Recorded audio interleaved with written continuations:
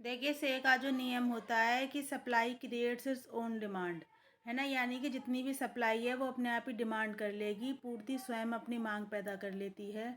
तो उसके लिए क्या बताएं कि मान लीजिए उत्पादन 10 करोड़ है, तो उससे 10 करोड़ की इनकम मिल गई और 10 करोड़ की जो इनकम है उससे ही हमारी मांग बन जाती है 10 करोड़ की, जिससे फिर से उत्पादन हो जाता है। अब देखिए, क्रियाशीलता के कारण क्या हैं?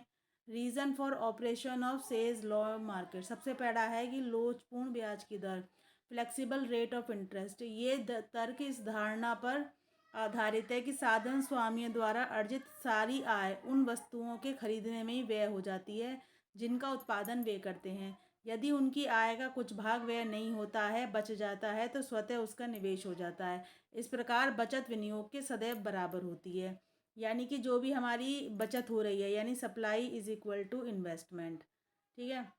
यदि दोनों में कोई अंतर है तो ब्याज की दर के माध्यम से वो स्वयं ही संतुलन हो जाता है हमारा। यानी कि यदि किसी समय में बचत की मात्रा अधिक हो जाती है तो इससे ब्याज दर कम हो जाती है। ब्याज की कम दर एक और तो अधिक निवेश के लिए उत्प्रेरक का कार्य करती है और दूसरी ओर बचत को जो है वो डिमोरलाइज करती है। ब्याज की दर उस समय तक कम होती जाएगी जब तक कि सारी अतिरिक्त बचत का स्वतः निवेश नहीं हो जाता।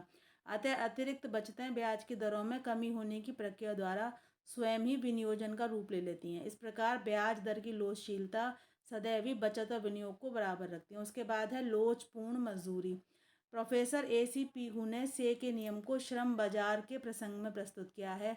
उनके अनुसार स्वतंत्र प्रतियोगिता के अधीन आर्थिक प्रणाली की प्रवृत्ति रहती है कि श्रम बाजार अपने आप पूर्ण रोजगार प्रदान करे। मजदूरी के ढांचे में जो हमारी कठोरता होती है और स्वतंत्र व्यवहार की अर्थव्यवस्था की कार्य प्रणाली में हस्तक्षेप से बेरोजगारी के संदर्भ में ये उल्लेख करना आवश्यक है कि जो क्लासिकल थे हमारे कीमतों को लोचपूर्ण मानते थे।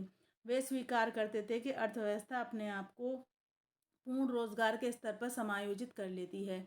और पीगू ने इसी आधार पर रोजगार सिद्धांत की विचारधारा को से के नियम पर श्रम बाजार पर लागू कर क्लासिकल विचारधारा को व्यवस्थित रूप प्रदान किया है। पीगू की विचारधारा इस मान्यता पर आधारित है कि यदि मजदूर अपना पारिश्रमिक अपनी सीमांत उत्पादकता के बराबर लेने को तैयार रहें तो श्रम बाजार में कभी भी बेरोजगारी की स्थिति उत्पन्न नहीं हो सकती।